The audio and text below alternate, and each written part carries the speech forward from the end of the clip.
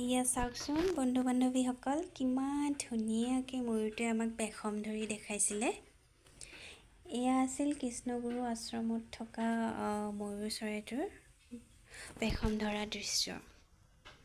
বহুত সুন্দৰকৈ দেখুৱায় মানে মানুহ যোনে নাযাওক লাগিলে চাবলৈ ময়ূৰটোৱে মানে ধুনীয়াকৈ একদম পেখম ধৰি দেখায়। ৱাও দেখাই দে ৱাও আগফালে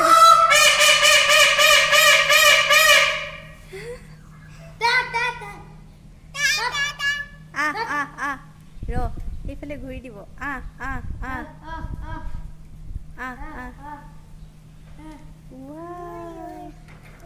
ময়ূৰে কিমান ধুনীয়া পেখম ধৰিছে দেখিছা? ৱাও